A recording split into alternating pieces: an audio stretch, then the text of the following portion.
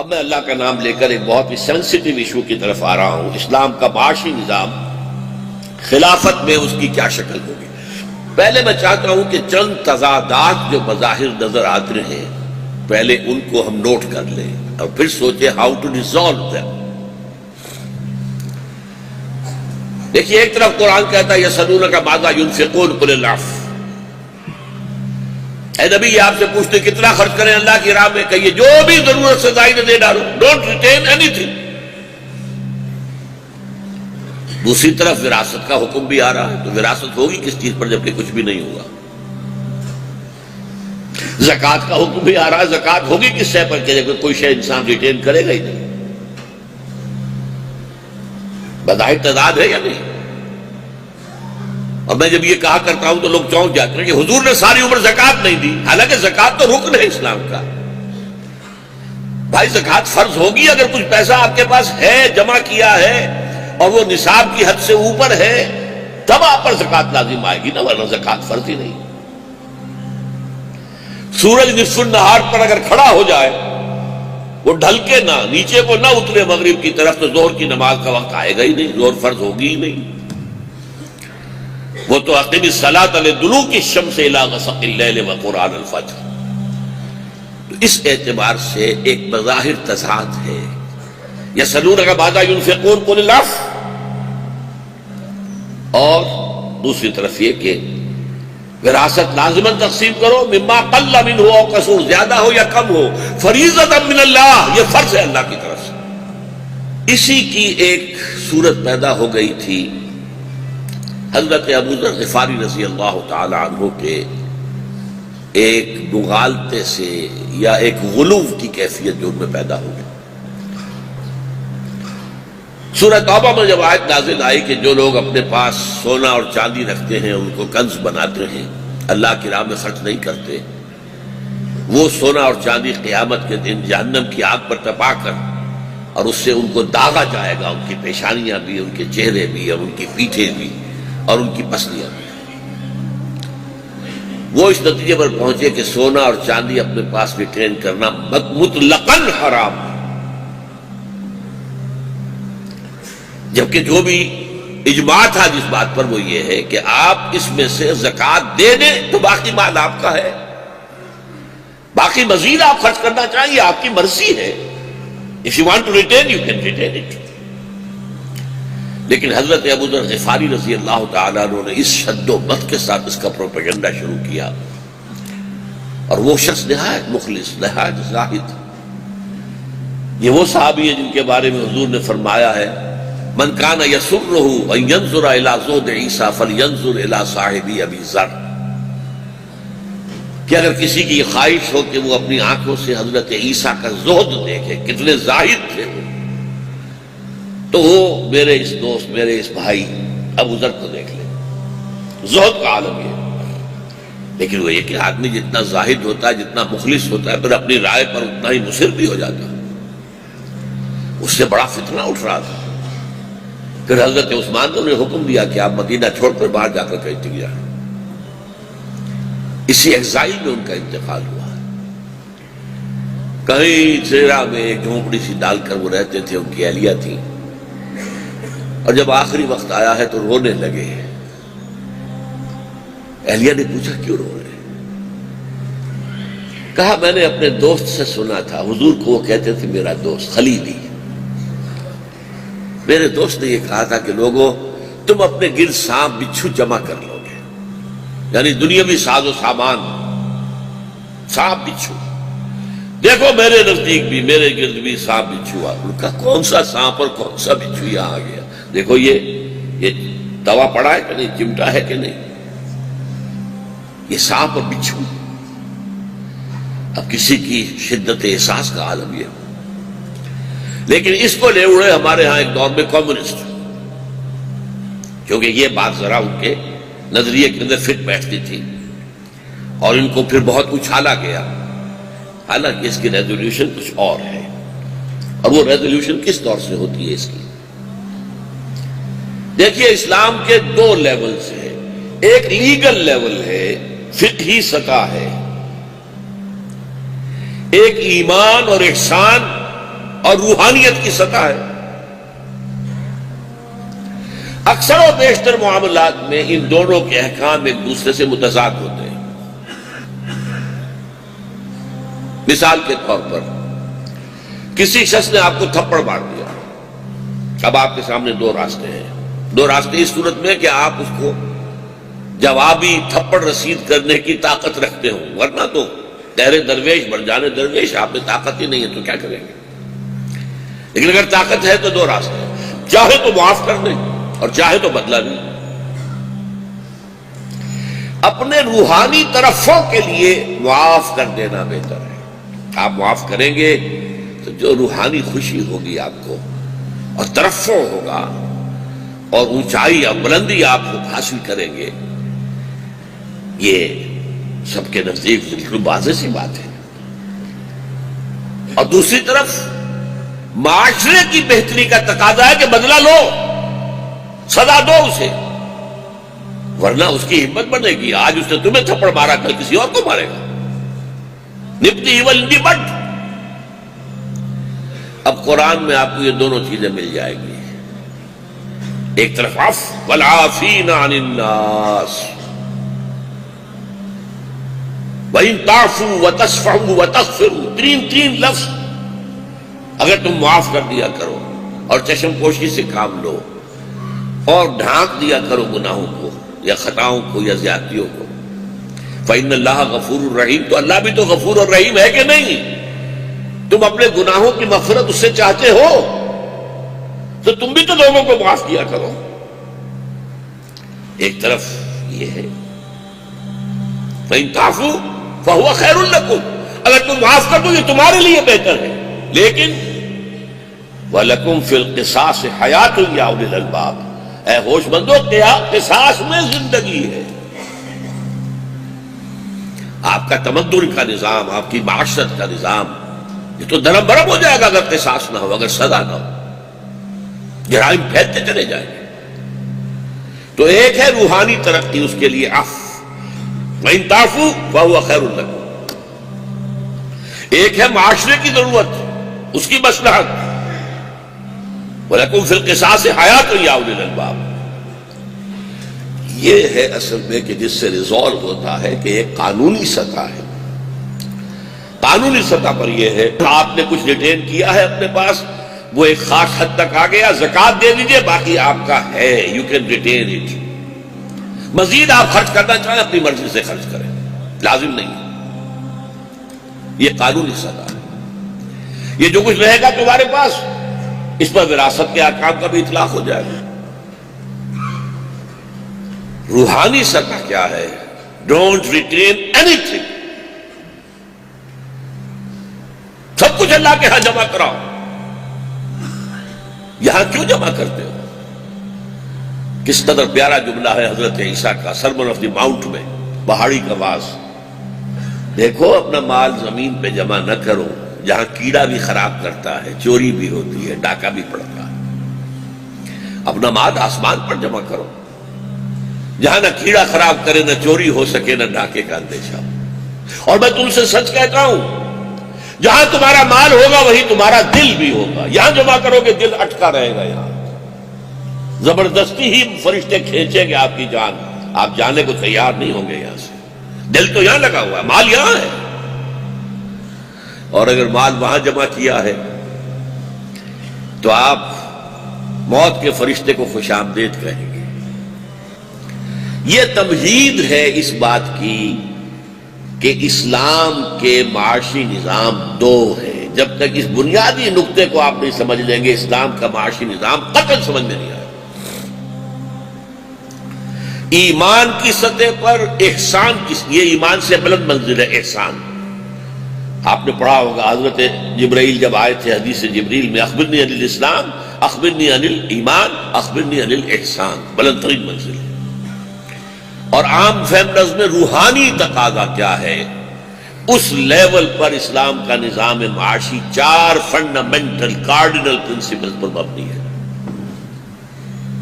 Negation of all human ownership. کوئی شخص کسی شے کا مالک نہیں. للہ ما فی السماوات و ما فی الارض، جو کچھ ہے اللہ کا ہے، آسمانوں میں جو ہے زمین میں ہے۔ تمہارے پاس امانت ہے، جو کچھ ہے اللہ کا۔ ملکیت کی نفی، قطعاً ملکیت نہیں تمہاری۔ پہلی بات، ملکیت نہ انفرادی رہی نہ قومی رہی، نیشنلائزیشن کا بھی چکر ختم، وہ تو اللہ کا کی ملکیت ہے، ہماری تو ہے ہی نہیں، نہ قومی سطح پر نہ انفرادی سطح پر۔ نمبر دو، جو کچھ تم کماتے ہو، محنت کرتے ہو، چاہے وہ کھیت میں ہے، کارخانے میں ہے، دکان پر ہے، کلینک میں بیٹھ کر رہے ہیں، کوئی اپنی لا چیمبر میں بیٹھے ہوئے کر رہے ہیں، جو کچھ کر رہے ہو، واٹ ایور یو گیٹ،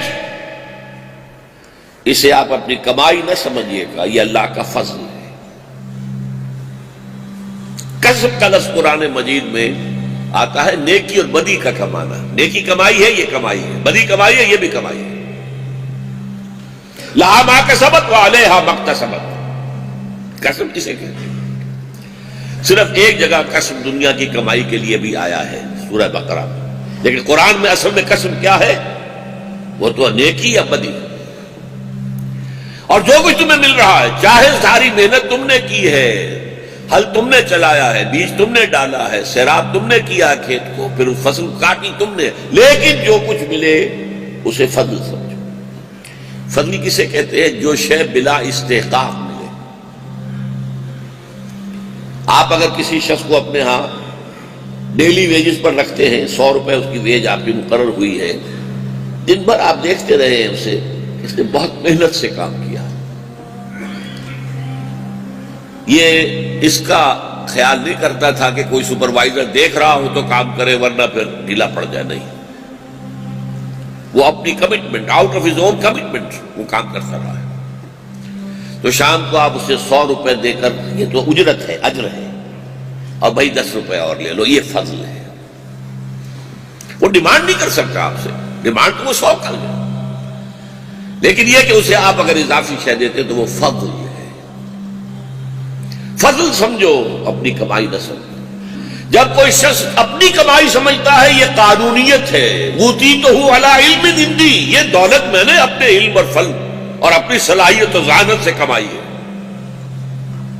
یہ کفر ہے۔ جو کچھ ہے اللہ تو نے دیا ہے، میرا کچھ قسم نہیں اس میں، فضل۔ یہی لفظ آیا نا قرآن مجید میں جمعے کے حکم کے ضمن میں، فَإِذَا قُضِيَتِ الصَّلَاةُ فَانتَشِرُوا فِي الْأَرْضِ وَابْتَغُوا مِنْ فَضْلِ اللَّهِ، جب نماز ادا ہو جائے اب تم زمین میں منتشر ہو سکتے ہو اور جا کے اللہ کا فضل تلاش کرو۔ تلاش کرنا ہے فضل، آپ کو کوئی شے کریٹ نہیں کرنی ہے، وہ فضل تو ہے، اللہ کا فضل ہے، ملے گا۔ تیسرا، اس فضل میں سے تمہارا جائز حق صرف تمہاری ضروریات کی حد تک، باقی اللہ نے تمہارے مال میں شامل کر کے تمہارا امتحان لیا، یہ دوسروں کا مال ہے، تمہیں ٹیسٹ کر رہا ہے کہ تم یہ دوسروں کو اس کا مال حوالے کر کے اور فارغ ہو جاتے ہو بار امانت سے، یا اس کو اپنا مال بنا کر اپنے پاس جمع کرتے ہو۔ تمہارا جائز حق تمہاری ضروریات کی حد تک ہے، بس یہ سمجھیے کہ اسلامی نظریے کی سرپلس ویلیو ہے، وہ جو مارکسزم کی سرپلس ویلیو کچھ اور ہے، اور اسلامی نظریے کی سرپلس ویلیو کیا ہے؟ جو تمہاری ضرورت سے زائد دے ڈالو۔ یہ در حقیقت یہ دے ڈالنا یا غرباء کو، فقراء کو، مساکین کو، یتامہ کو، یعنی خیرات و صدقات میں دے دیا جائے، اور یا اللہ کی راہ میں انفاق ہے، جد و جہد ہے اللہ کے دین کی اشاعت کے لیے، اللہ کے دین کی اقامت کے لیے، اگر قتال کا مرحلہ ہے تو اسلحہ کی خرید کے لیے اعدوا لہن ما استطعتم من رباط الخیل۔ یہ 4 پرنسپلز ہیں، ملکیت تمہاری کچھ نہیں، یہ امانت چند روزہ نستماس، در حقیقت مالک ہر شے خداست۔ ملکیت نہ انفرادی نہ اجتماعی نہ قومی، جو تم کماؤ گے جو ملتا ہے وہ فضل ہے، تمہاری محنت کا نتیجہ نہیں ہے۔ اگر برعکس سوچو گے تو قانونیت کی طرف جاؤ گے، اور جو کچھ مل گیا اس میں تمہارا جائزہ تمہاری ضروریات ہے۔ اب یہ ضرور ہے کہ ضروریات آدمی کم سے کم کرتا جائے یا ضروریات بڑی زیادہ رکھے، یہ چونکہ والنٹری معاملہ ہے، یہ روحانیت کا تقاضا ہے، یہ کوئی قانون کا تقاضا نہیں ہے۔ باقی سارا دے ڈالو۔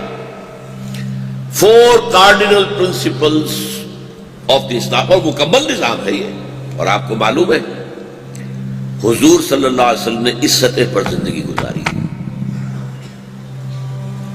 اصحاب صفہ نے اس سطح پر زندگی گزاری، اس کے علاوہ فقراء صحابہ، وہ چاہے حضرت ابو ذر غفاری ہو یا اور بہت سے صحابہ تھے، فقراء صحابہ کچھ نہیں رکھتے تھے،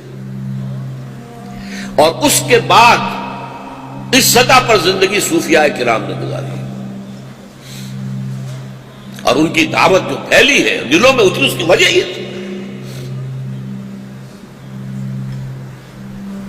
یہ ہے پہلا نظام اسلام کا، اور اس کے بارے میں ایک بات نوٹ کر لیجئے، اسلامی معاشرے میں جب تک یہ لوگ اس قسم کے لوگ ہوں گے، مائنیوٹ مائنورٹی، بہت کم لوگ ہوں گے، یہ عام لوگوں کے لیے نہیں ہے، جو روحانی سطح سے وہاں تک پہنچ گئے ہوں، جو احسان کے لیول تک پہنچ گئے ہوں، جن کا ایمان اس گہرائی تک پہنچ گیا، ان کے لیے تو یہ معاملہ، لیکن یہ معاملہ پیس میکر بن جاتا ہے سوسائٹی کے اندر، مورلز کا، ویلیوز کا۔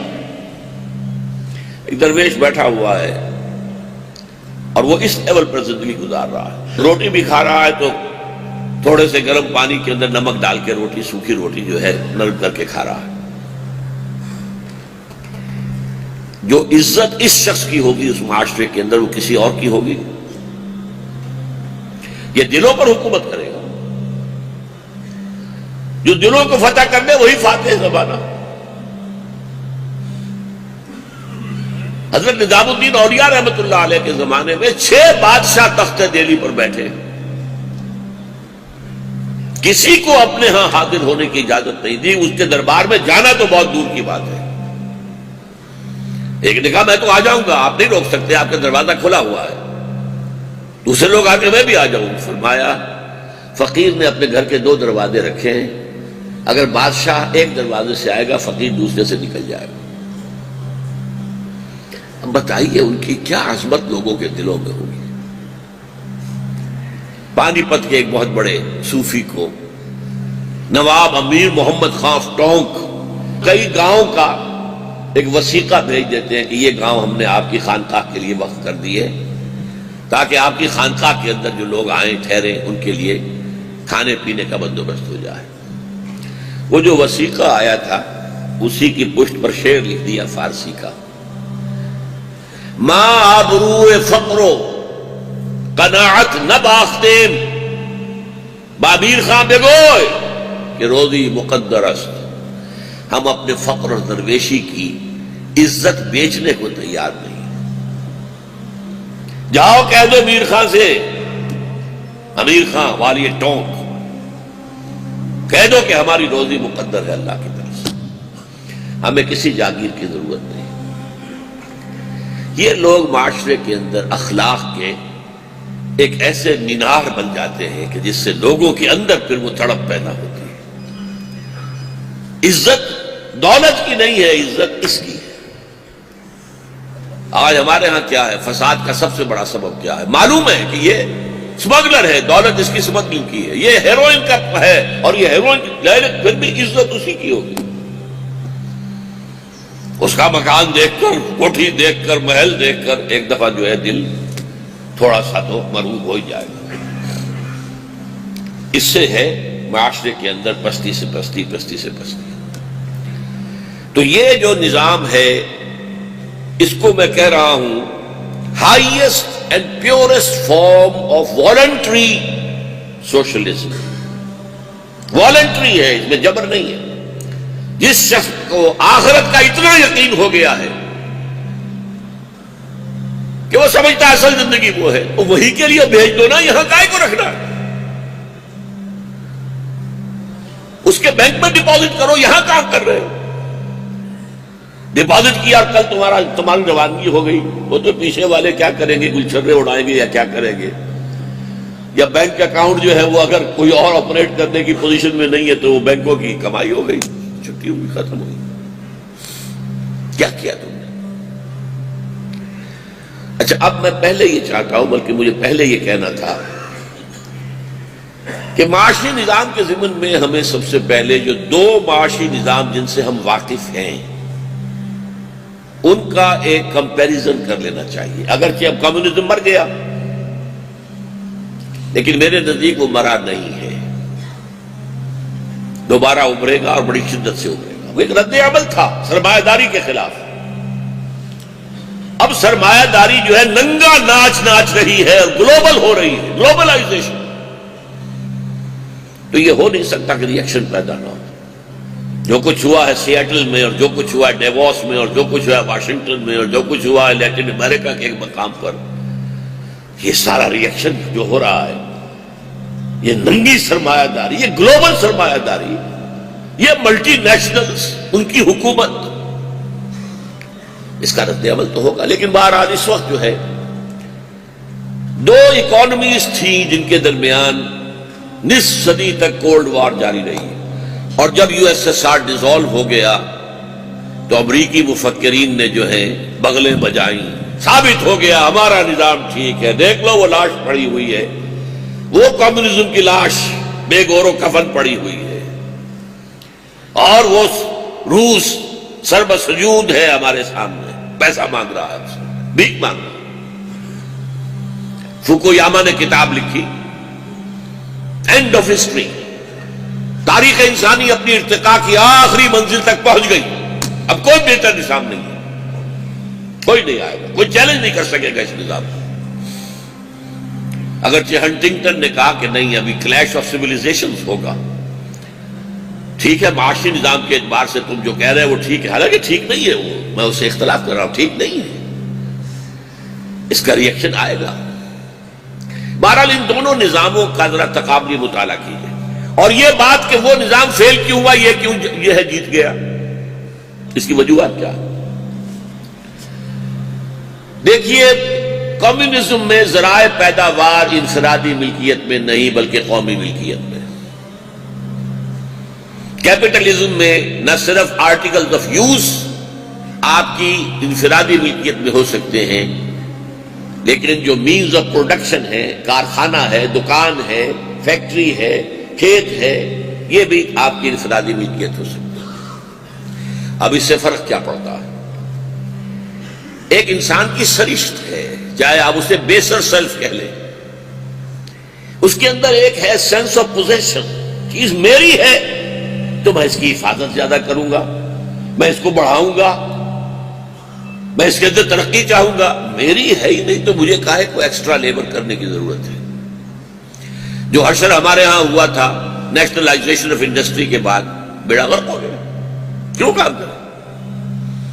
اور سرکاری افسر بیٹھے ہوئے مینیجرز کی حیثیت سے، اگر مشین کو خراب ہو گئی ہو جائے گی، 2-4 دن کے اندر ٹھیک ہو جائے گی، وہ رات کو کھڑا ہو کر اور مستریوں کے سر پر جو ہے سوار ہو کر تو ٹھیک نہیں کرائے گا، مالک تو کھڑا رہے گا، سوار ہوگا، اسے پتا ہے کل لیبر تو آئے گی، اوور ہیڈ تو پڑ جائے گا مجھ پر، لیکن کوئی پروڈکشن نہیں ہوگی۔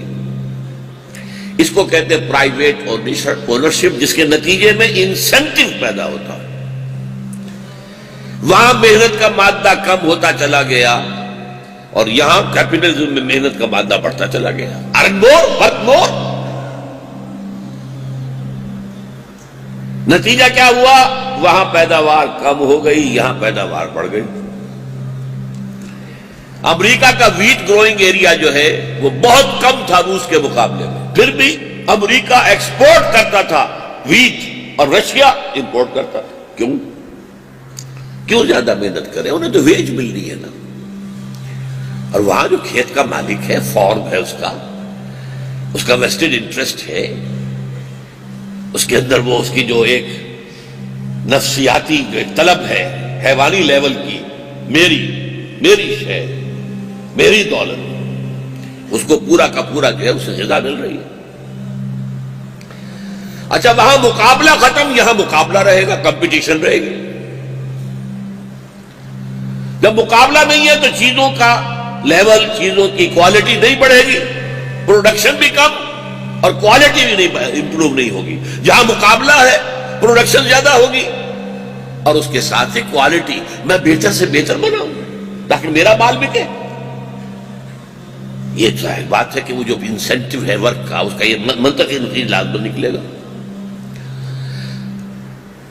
پھر وہاں تو ہے بیوروکریسی، بس فلاں جگہ پر تمہیں لگا دیا گیا ہے، اس میں ملازمت ہے، سروس کرو، اچھا کام کر رہے ہو تب بھی، نہیں کر رہے ہو تب بھی تمہاری سیلری مل جائے گی۔ ادھر کیا ہے؟ Higher and fire,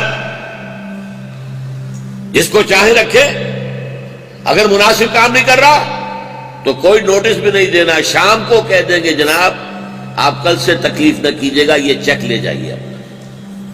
higher and fire. اسی طریقے سے جسے آپ کہتے ہیں market forces, demand and supply, no controls, وہاں کنٹرول ہے، یہاں کوئی کنٹرول نہیں۔ اگر کسی کموڈٹی کی ڈیمانڈ گھٹ گئی ہے، سپلائی زیادہ ہے، قیمت گرے گی، اور اگر کسی کموڈٹی کی سپلائی کم ہو گئی ہے، ڈیمانڈ زیادہ، قیمت بڑھ جائے گی۔ لیٹ اٹ بی سو۔ یہ نیگیٹو پوائنٹس تھے کمیونزم کے اور پازیٹو پوائنٹس تھے کیپٹلزم کے۔ البتہ ایک پوائنٹ وہ ہے جو پازیٹو تھا کمیونزم میں اور جو نیگیٹو ہے کیپٹلزم۔ وہاں ہیوز اور ہیو ناٹس کے درمیان اتنا فرق نہیں ہے۔ میکسیمم جو رشیا کے اندر عام سپاہی اور جرنیل، ان کی تنخواہوں میں 1:30، اس سے زیادہ ریشو نہیں تھی۔ اور یہاں یہ ہے کہ ایک طرف دولت کے انبار ہیں، دولت مندوں کو پتہ نہیں ہے دولت ہماری کتنی ہے، 40 بلین کا ایک چیک لکھ کر دے سکتا ہے آدمی، لے جاؤ۔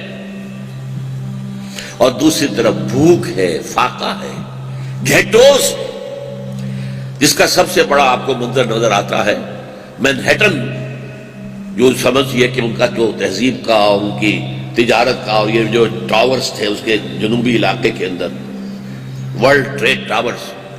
مینہٹن ایک جزیرہ ہے، کوئی 9 میل لمبا اور کہیں ذرا 2-3 میل چوڑا ہو جاتا ہے، کہیں آدھا میل ہی رہ جاتا ہے، بس اس طرح کا جزیرہ ہے۔ اس کے جنوبی علاقے میں دنیا بھر کی دولت جمع ہے، تمام بینک وہاں ہیں،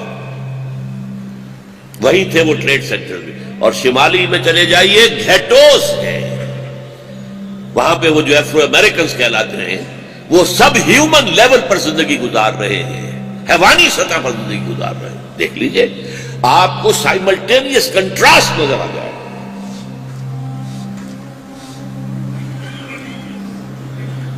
سرمایہ دارانہ نظام بھی ایک کام بہرحال کرتا ہے، کچھ عرصے کے بعد اس نے اس کا تجربہ حاصل کر لیا۔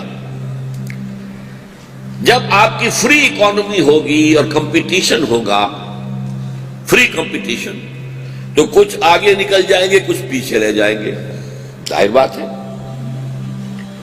آپ اگر لوگوں میں دوڑ کر آتے ہیں اور وہ بندھے ہوئے آپس میں نہیں ہے تو کوئی آگے نکلے گا، کوئی پیچھے رہ جائے گا۔ اگر آپ چاہیں کہ دوڑیں بھی اور کوئی آگے پیچھے کا فرق نہ ہو تو پھر رسے سے باندھ دیں انہیں۔ پھر لیکن فری اکانومی میں تو ہوگا۔ اس کا نتیجہ کیا نکلتا ہے کہ کچھ اتنے ہیو ناٹس رہ جاتے ہیں پیچھے جو اب ان کے لیے پوٹینشیل خطرہ ہے۔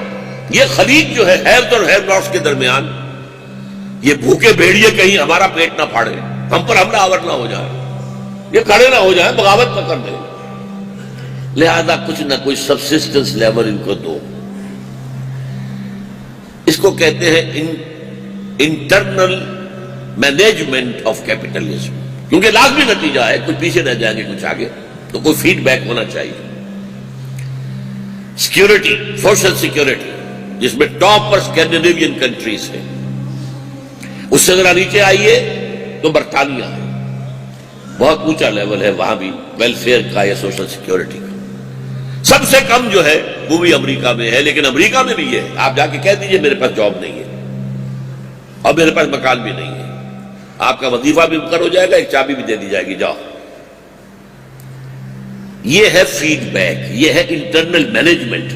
کیونکہ کیپٹلزم میں لازماً یہ ہوگا کہ کچھ بھوکے رہ جائیں گے، کچھ بہت زیادہ والے ہوں گے، تو بہت زیادہ والے جو ہیں اپنی سیلف پروٹیکشن کے لیے یہ کچھ نہ کچھ خیرات کا کھاتا جو ہے کھلا رکھیں گے۔ اسے کہتے ہیں انٹرنلی مینیجڈ کیپٹلزم۔ اب آپ آئیے، میں نے آپ کو بتا دیا کہ روحانی سطح پر اسلام کا نظام کمیونزم کے مشابہ ہے۔ کوئی ملکیت نہیں، ملکیت اللہ کی۔ جو کچھ تم نے کمایا فضل ہے، فضل میں تمہارا حصہ تمہاری ضرورت ہے، باقی دے ڈالو، اللہ کے بینک میں جمع کراؤ۔ لیکن اب سنیے، ایٹ دی لیگل لیول، فقہی سطح پر، قانونی سطح پر، اسلام کا معاشی نظام ایک کنٹرولڈ، الفاظ نوٹ کرتے ہیں، controlled and internally managed capitalism ہے۔ کیپٹلزم ہے، کیا مطلب؟ یو کین اون، قانونی سطح پر تو اونرشپ ہے، اگر اونرشپ نہ ہو تو وراثت کا آئے گی؟ اونرشپ تو ہے قانونی سطح پر، وہ سطح اور ہے، روحانی سطح اور ہے، اس کو تو اس وقت بھول جائیے۔ اب آئیے زمین پر، آن دی گراؤنڈ، تو پرائیویٹ اونرشپ بھی ہے، پرسنل اونرشپ، پرسنل انسینٹیو ہے، زیادہ کام کریں گے، زیادہ کریں گے، زیادہ کمائیں گے، ہمارا ہوگا۔ پھر اس کے اندر ہائر اینڈ فائر ہے، آپ جب چاہیں رکھیں کسی کو، آجر اور مستاجر یہ رشتہ جو ہے آزاد ہے۔ پھر اس میں ڈیمانڈ سپلائی، مارکیٹ فورسز کی کھلی اجازت ہے، کوئی کنٹرولز نہ کرو۔ کنٹرول سے کیا ہوتا ہے؟ بلیک کا معاملہ پیدا ہو جاتا ہے، کوئی فائدہ نہیں۔ ٹھیک ہے، اگر کوئی کموڈٹی کم ہو گئی، whosoever can afford he should go and purchase، نہیں کر سکتے تو نہیں، گھر بیٹھو۔ یہ ساری چیزیں جس کی بنا پر کیپٹلزم جیتا اور جن کے مخالف چیزوں کی بنیاد پر کمیونزم ہار گیا، مر گیا، اسلام میں وہ سب ہے۔ پرائیویٹ اونرشپ ہے، پرسنل انسینٹیو ہے، کمپٹیشن ہے، اور ہائر اینڈ فائر ہے، ڈیمانڈ اینڈ سپلائی کے اصول کے مطابق معاملہ لے کر چلنا ہے۔ بیوروکریسی کا کنٹرول نہیں ہے، آپ کا اپنا مال ہے، آپ کام کرتے ہیں۔ اس کا نتیجہ یہ نکلتا ہے کہ اسلام کے اندر وہ سارے انسینٹیوز موجود ہیں، لیکن کنٹرول کرتا ہے اسلام لیگل لیول پر کہ یہ کیپٹل جو ہے یہ آکاش میل کی طریقے سے پوری معیشت پر چھا نہ جائے۔ اب یہاں میں آپ کو سنانا چاہتا ہوں ایچ جی ویلس کا ایک قول۔ آپ کو معلوم ہے کہ دنیا میں پہلے تجارت ہوتی تھی بارٹر سسٹم۔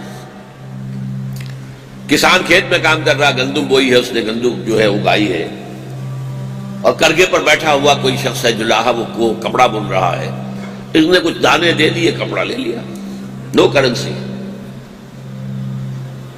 رومن امپائر کے زمانے میں سب سے پہلے دنیا میں کرنسی کا تصور پیدا ہوا، سونا چاندی کی کرنسی۔ اس کو کہتا ہے ایچ جی ویلس، انسان نے جب سے کرنسی کا معاملہ شروع کیا اسے یہ اندازہ نہیں تھا کہ کتنی بڑی لعنت کا طوق اس نے اپنی گردن میں ڈال دیا۔